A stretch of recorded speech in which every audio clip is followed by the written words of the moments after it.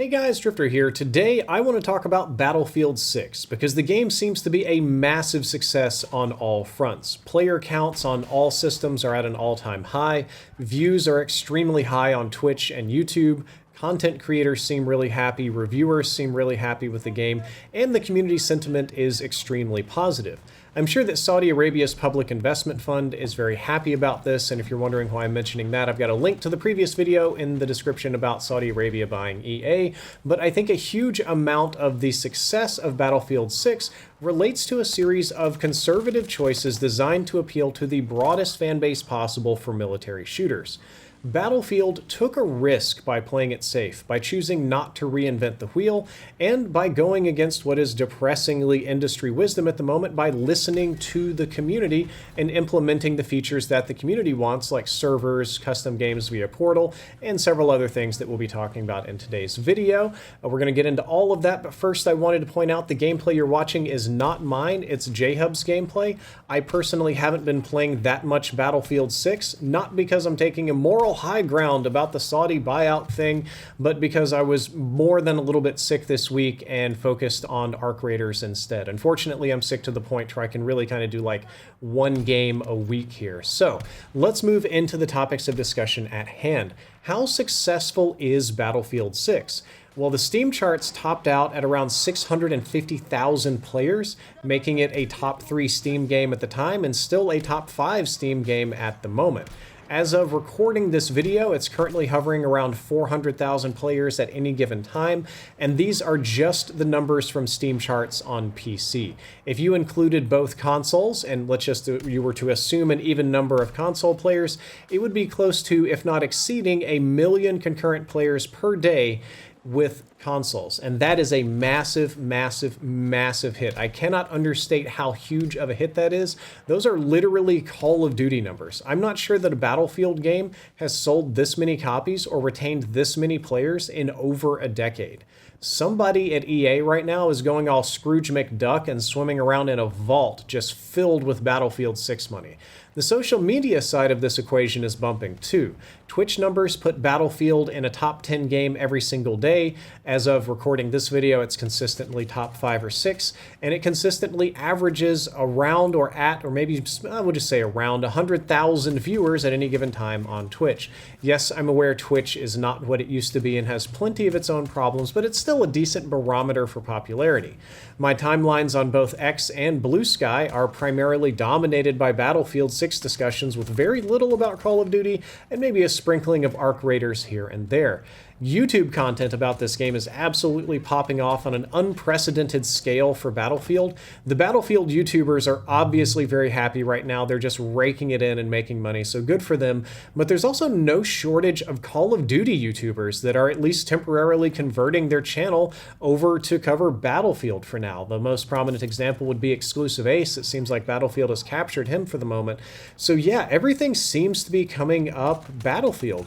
Gaming reviewers are a little bit mixed on the game, but the overall Metacritic score is quite positive, and I think some reviewers are kind of bored by the campaign or by the now repetitive military-style shooter gameplay, but I think the majority of reviewers that focus on multiplayer games or people that want the military shooter experience are very, very happy with Battlefield 6.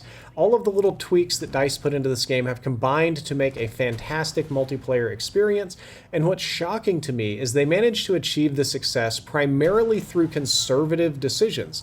And we're not talking conservative in terms of American politics or what is or isn't woke. Rather, we're talking about strategically conservative decisions that appear to be designed to make Battlefield appeal to a very wide variety of gamers.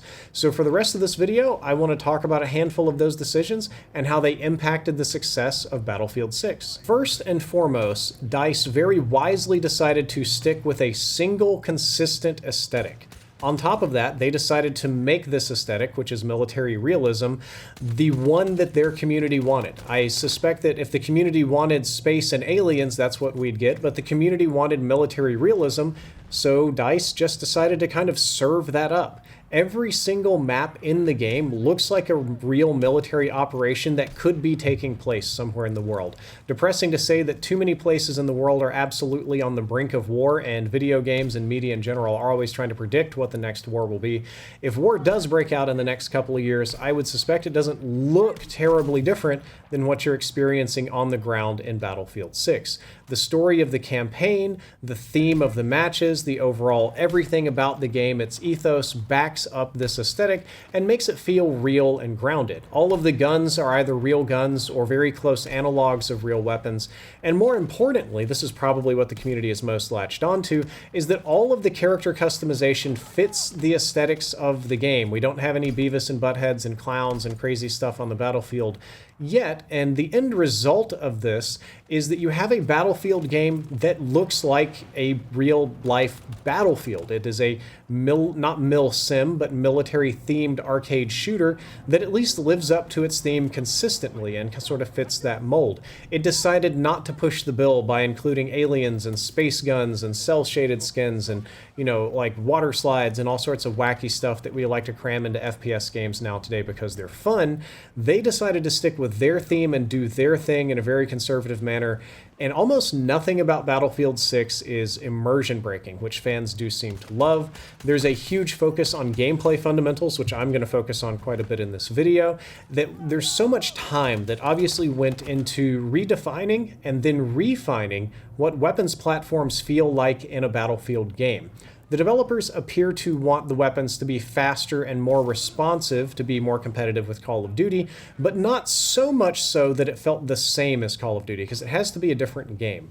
There are lots of people still on social media complaining about bloom and the inaccuracy when strafing and the difficulty of going full auto at long ranges, but Battlefield isn't meant for that type of gameplay. It has different mechanics. I think that DICE did a fantastic job of tightening up the gunplay mechanics in Battlefield 6 so that it didn't feel as wonky, or for lack of a better word, as loose as other Battlefield games, but they did make sure that it didn't venture into the hyper unrealistic recoil patterns that are present in Call of Duty games. It felt somewhere in between the two in the best possible way, and I think that's just what the community wanted. Similarly, the community wanted a nerf to movement. The community was not very happy about the movement gods that appeared to dominate the beta. All the like Warzone guys that are used to like shoot and scoot and slide around moved into Battlefield 6 and started abusing that in the beta. DICE made it very clear that this was unintentional, and it was not the type of game they wanted to make, and they promised to nerf movement because all of the casuals in the community wanted that. DICE ultimately made an executive decision, and a very conservative one, to ignore the sweaty streamers and instead fix, or depending on your opinion, restrict the movement systems of Battlefield 6 to more closely match that of reality, so people aren't sliding around on their knees with rocket skates or doing weird dives or, you know, breaking the camera angles and things like that. There were a number of loud and popular voices in the community that loved that, but DICE chose to, again, conservatively go with what the players wanted. A lot of streamers complained about it, but the average player appears to be very, very happy with the current movement in Battlefield 6. Similarly, DICE got a really nice balance of map destructibility that most players are happy with. I think it was a conservative decision on their part to not reinvent the wheel and make something completely crazy like the destruction system that you see going on in the finals, but what they did create was a very serviceable destruction engine that destroys buildings in ways that gamers intuitively understand, and most importantly, unlike the finals, in a very predictable way. Since the buildings and the environments can be manipulated in a predictable way, it makes them just another gameplay element that you can control. And I know I'm going to be glazing the finals until the end of time on this channel, and I don't think that what EA DICE did is as technically as impressive as that game, but EA did put out an engine that absolutely gets the job done, and that 99% of people are happy with, which is again another very conservative decision. I'm going to say that word until it loses all meaning in this video. Finally, in this section, I wanted to mention that Battlefield 6 managed to launch without any major bugs. Yes, Battlefield 6 does have bugs. No, it's not perfect. There's certainly things that need to be patched in the future, but it launched with no major game-breaking flaws. That's better than I can say for almost any AAA game that's coming out on the market, and better than Battlefield has done in a very long time. Both Battlefield and Call of Duty are somewhat infamous for having a track record of launching in a near unplayable state. We didn't have that problem with Battlefield 6. They just delivered a game that, worked. So I guess all of those private sessions and Battlefield's lab data that they collected and alphas and betas and community feedback all ended up really helping polish this game and giving it a smooth launch. Speaking of smooth launch, Logitech G just launched the brand new A20X headset for consoles. It will work on Xbox, on Switch, on PlayStation, on PC, on your mobile phone, and live mix all of them at the same time. You can have so many different connections on this little guy. It's incredible. The microphone's incredible. I use it every single day. If you want to learn more, there's a link down there in the description, and code Drifter will give you 5% off. Moving along, DICE decided to give players tools instead of predefined options. One of the coolest things about Battlefield 6 in the future is going to be Battlefield Portal. People are already making extremely impressive third-person experiences, jet fighting trainers, parkour maps, and all sorts of other wild gaming experiences that aren't necessarily the same flavor as the rest of Battlefield. I think it was actually an extremely conservative decision on the part of DICE to go back to an era of gaming almost 2 decades old in order to give fans the tools to make their own content. Most games in the modern era are all about controlled content and content that you have to pay for. If you're lucky, you're going to get new maps and seasonal updates with that free content that are supported by Battle Pass. But the developers at DICE decided to travel back to yon olden era of 2006 and give people what is effectively a super beefed up Halo Forge mode. I think that looking to the past for wisdom is the exact technical definition of what a conservative decision is. And man, did it ever pay off here, because Portal mode is absolutely sick. It is really, really fun. The other thing they did is allow players to host their own servers, which hasn't been a thing in modern gaming for far too long. Once again, modern gaming is all designed around matchmaking algorithms, getting quick matches, and a sort of zero brainpower engagement with the systems of matching. Battlefield decided to look back 20 years in the past and turn on player servers so that anybody who purchased the game can run their own server.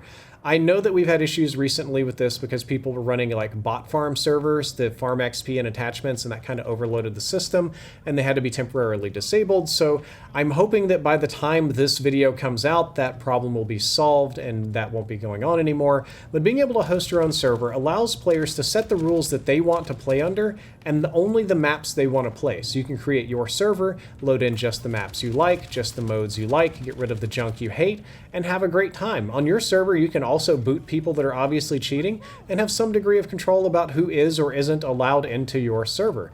This is awesome for content creators because then you as a viewer can go play on the server of whatever content creator you most enjoy, but it's also awesome for just regular people that want to host custom games with their friends, which is a surprisingly difficult thing to do with modern games.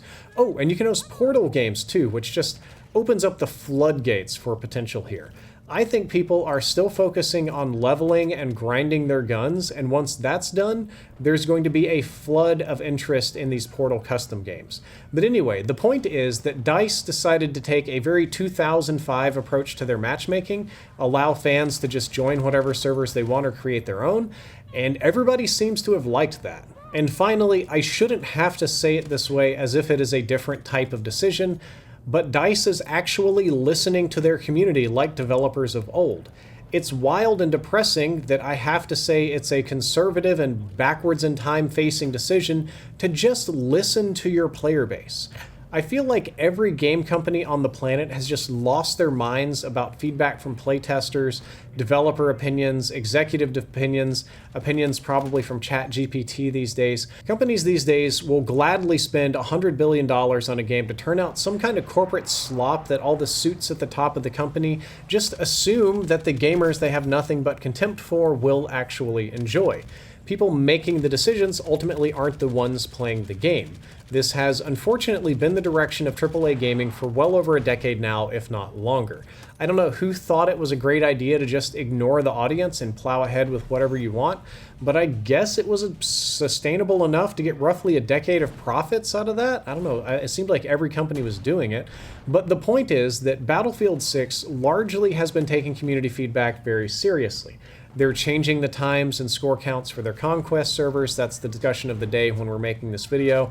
It'll probably be a different thing in a couple of days when the video comes out. They're changing the way you earn experience and attachments. They've already changed the movement and several of the gameplay mechanics based on feedback from the beta. And basically every feature that I've glazed in this video, like the portal and the server browser and the aesthetics, all of these are things that the community demanded.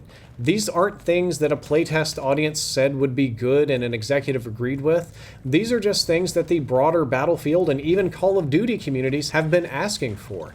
DICE just decided to make it simple and say, here, if you want it, you can have it.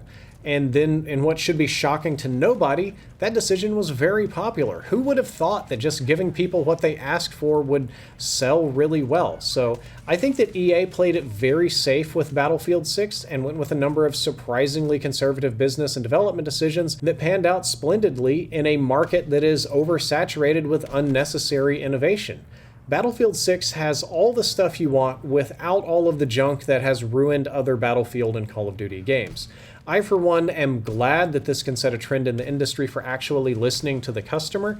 I mean, I don't know if you've noticed, but for the first time in almost a decade, Call of Duty is also listening to its customers. I think they're doing so in direct response to the success of Battlefield 6. So if listening to their customers helps mitigate some losses on Black Ops 7, which is pretty much guaranteed to be a loss here, then hopefully that attitude can continue into future Call of Duty games, and hopefully that attitude can spread around to other AAA developers, because I'm just tired of being served up games that I personally don't want. As a final thought here, I intend to get back into playing a little bit more Battlefield and other FPS games, but I'm kind of down bad right now. I know I mentioned it in another video, but I'm currently sitting on 8 functional fingers with 2 that aren't good for very much. I don't know how it happened, I don't know why it happened, I don't know what's going on. I'm trying to figure it all out and get my 2 fingers back to proper functioning, but in the meantime, I'm going to have to be extremely conservative myself about how many games I play and how often I play them. This week, I chose to make focusing on the Arc Raiders video my priority and let Battlefield mostly collect dust. That's why J-Hub, in his kindness, was able to step in and provide some gameplay for me. But hopefully in the near future, I can get some of these fingers back to functioning and we can do some proper Battlefield 6 streams with everybody. I hope to be able to see you then. Drifter out.